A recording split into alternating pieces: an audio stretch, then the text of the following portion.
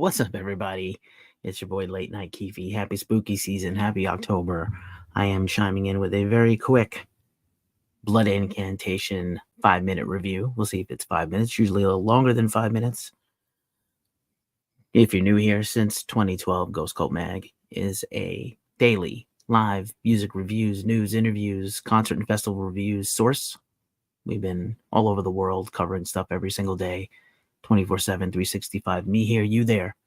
Talking METAL. This is not our usual weekly live stream, so it'll be a little less interactive. I'm going to try to bang through this quick review. Blood Incantation, brand new album, Absolute Elsewhere, is out this Friday on Century Media Records.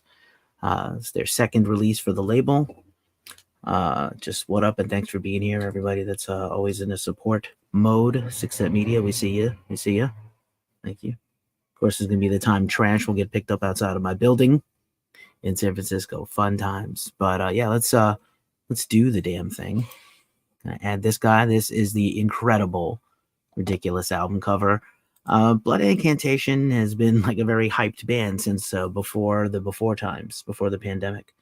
And they arrived on the scene just buck wild right out of the gate, supremely talented, and no nonsense, no apologies for all the different flavors and things they can bring, and we're here for it.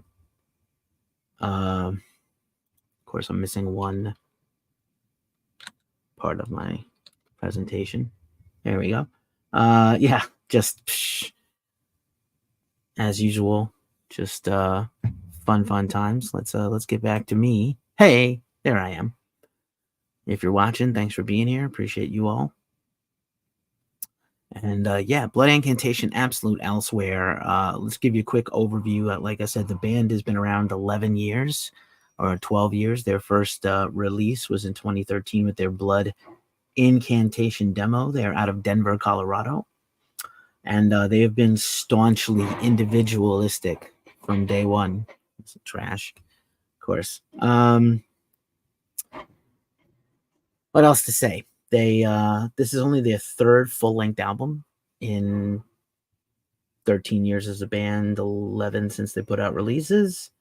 Obviously, the memes of the hidden history of the human race just went all over the internet ever since 2019. Universally lauded and loved as one of the best albums, death metal or otherwise, in all of heavy music. And like I said, they are unapologetically unique in themselves. You'll hear the word unique a lot when it comes to this band.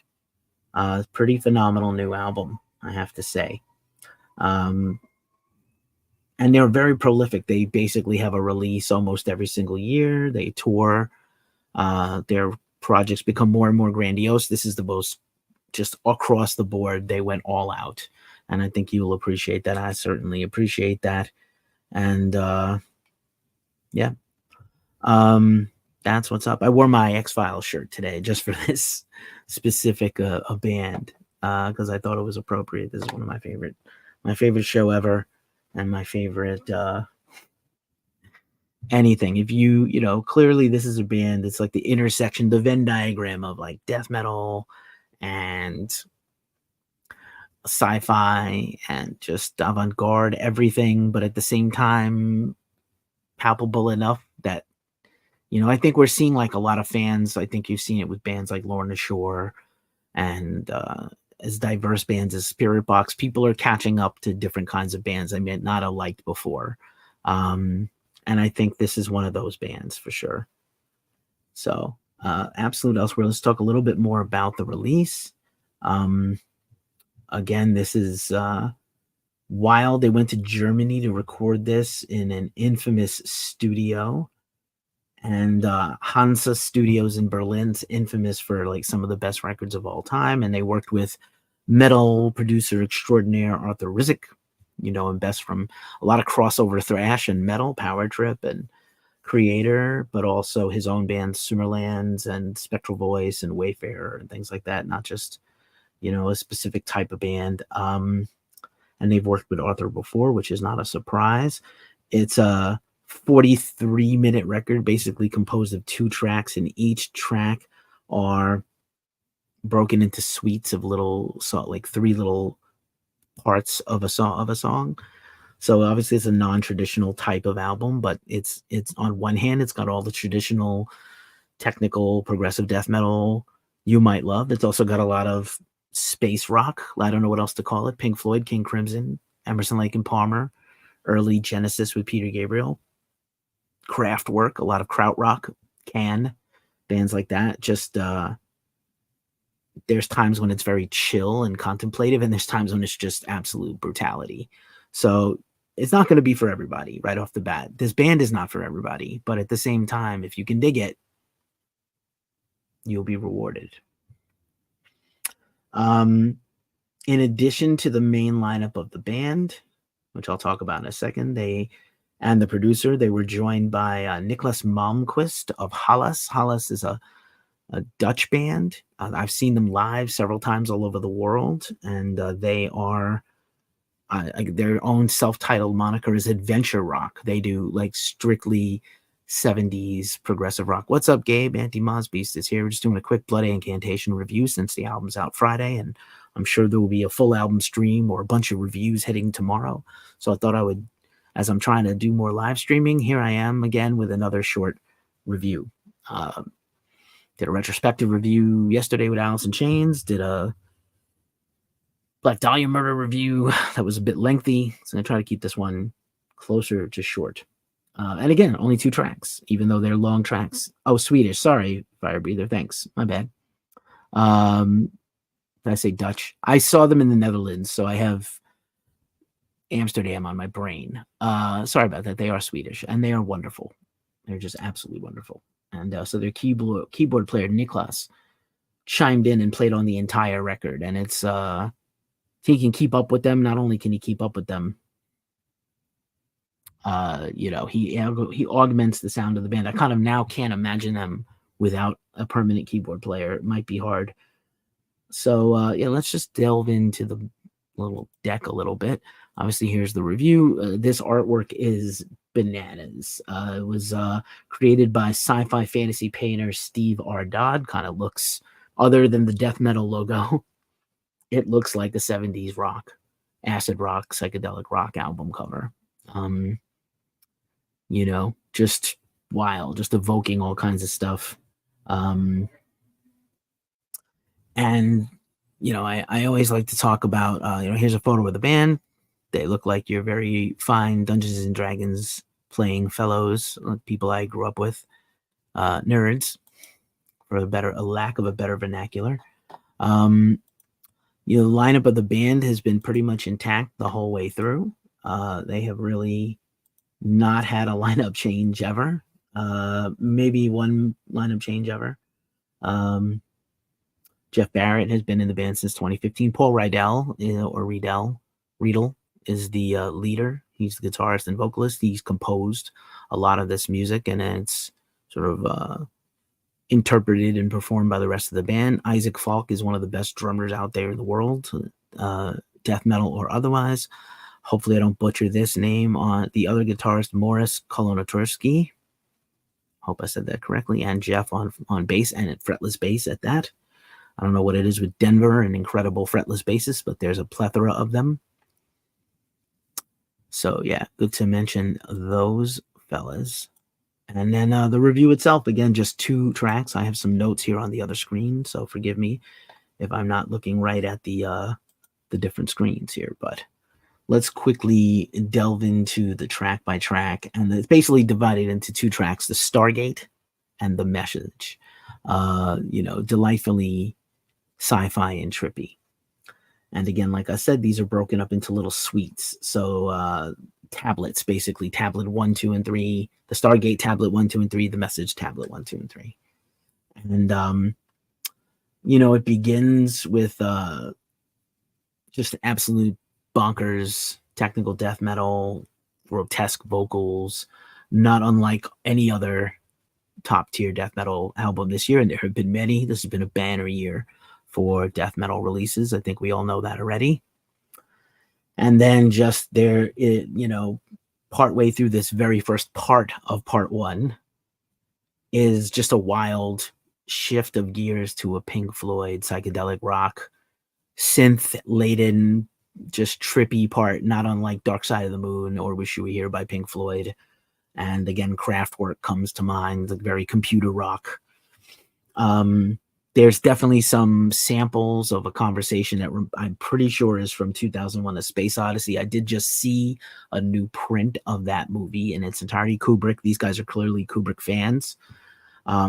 They've also teamed up with an award-winning music video director for a visual version of this, of these singles, as well as a documentary we'll talk about at the end. That's going to be available on Blu-ray on release day, which is crazy. Then that's the first 8 minutes, basically. And then after the Pink Floyd part, it goes back into the extreme metal craziness. And then you have the Stargate Tablet 2, which is more laid back prog rock part. Kind of reminded me of a lot of percussion played as synths, like Bill Bruford used to do from King Crimson. And later, Yes. And then again, Emerson, Lake and Palmer, Pink Floyd, Tangerine Dream, Brian Eno's work with David Bowie. And then clearly these guys, not only can they do the brutal death metal, just the absolute, Paul's gutturals are incredible, but there's also really great, just light prog rock vocals, not unlike a Pink Floyd or a Greg Lake from Emerson, Lake and Palmer, like very smooth, stylized, enchanting rock vocals, which is pretty amazing. And then part 3 of the Stargate Tablet 3 of the Stargate just goes right into just absolute technical death metal excellence. Just your best of the best. Cynic, Gorguts, Cryptopsy, Praxis come to mind as sort of a couple of reference points if you like this kind of music. And then just for some reason, there's a gypsy belly dance section. Just sounds Middle Eastern, or even like a sped up Ennio Morricone classical guitar, like flamenco classical guitar like Segovia. And then back again to the technical metal. It's just absolute brutal. And then even in the heavy part, there's a really cool vocal part that's not unlike Intronaut. So I think Blood Incantation, that pull from all their different influences. They don't really sound like anybody else while they're doing it. They sound like themselves, but they definitely, if you're fans of these little reference points I'm mentioning, you might appreciate this. Then there's the second part of the record, the second full track, The Message, again in 3 parts, 3 tablets. Tablet 1 is just absolute, just lights out technical death metal playing, just crazy vocals. I wish I had a lyric sheet. It's the only thing my only gripe about this promo. I wish I had a lyric sheet given to me for this, because I really would have liked to have sort of read the lyrics along with it to understand. It is a concept record. And I don't want to do it injustice by trying to describe the concept of this record, but basically it's, pulling from all the great science fiction saga. These guys are readers of fantasy novels and all the classic sci-fi stories, if you will. Again, Tablet 2, The Message, is got like a straight up Pink Floyd worship. Classic 70s Pink Floyd, and even a little Syd Barrett Pink Floyd, just a little psychedelia, but beautiful singing, just beautiful vocals and playing. And then again, back to sledgehammer to the face, just unbelievable. And then the final part of the album, The Message Tablet 3, just has an expansive, it's very lengthy. This last section's about 11 and a half minutes, and it's just very lengthy with like shredding guitar solos like a Dimebag Darrell or Steve Vai. There's even like the little Van Halen horsey, Steve Vai horsey guitar sound. Guitar players know what I'm talking about. And again, little chill moments and motifs and parts, and then back to the rage. So they really play around with tempos and shifting themes and motifs, and then they bring it back down again as they end the record. The last few minutes, there's a little more voiceover from the beginning of the record, and there's a rainstorm in the background. I'm imagining like a far off planet with just torrential rain on the planet, and a lot of sadness. Again, I wish I had a lyric sheet to maybe follow along. Maybe that's how they want it, obtuse and confusing. But no complaints there. And then so here's the quote. Our own reviewer, Thomas Thrower, wrote a lengthy review. I'll link it in the description, or it should be linked in the description on the site. And let me read this for you because I think it's important. Sorry. Let's see. Let me blow this up so you can see it. Boom. And then the quote is, Absolute Elsewhere is a unique record whose dense, thickly layered music and slightly indulgent running times are a bit off-putting, but persevere and you are rewarded with a richly woven prog death metal hybrid that is anything but boring. So I think for Tom's tastes, he thought like the very just long, expansive parts were not for him. But I think like the real diehard fans of this type of music are going to absolutely just go nuts for this. And like I said, it may not be for everybody. We gave it an 8, but I'm going to be honest with you, like people who really obsess about this style of music are probably going to consider this one of their albums of the year. I can see why. I know I do. I definitely think this is going to be one of the top albums of the whole year, bar none. And that's my quick recap review for you of the album. Please go stream it and listen to it everywhere on Friday. There's also a documentary about the making of this record coming out with the deluxe package of the album. We have the pre-order link also in our description. And what an incredible band, what an incredible album. Officially the title is All Gates Open in Search of Absolute Elsewhere, the official documentary. And it's also going to include their 2023 maxi single Luminescent Bridge, which came out as a 12-inch vinyl, and it'll be on CD as well. There's also a standard in Dolby Atmos 5.1 mix, liner notes, exclusive interviews, behind the scenes photos, and a foreword by Ross Dolan of Immolation. So that's quite an endorsement there from one of the masters of death metal. Again, I can't say enough about these guys. I think Century Media has done a terrific job since signing them. They were on Dark Descent and some smaller independent labels in the death metal world before this. But, I really hope everything these guys have worked toward comes through for them in a way they best, I hope everything they envisioned comes to pass. And that's our review. I'll be back later today with our weekly live stream rock and metal news show. Feel free to sub if you haven't, like and subscribe. Check this out wherever you listen to podcasts if you're hearing this on a podcast later on.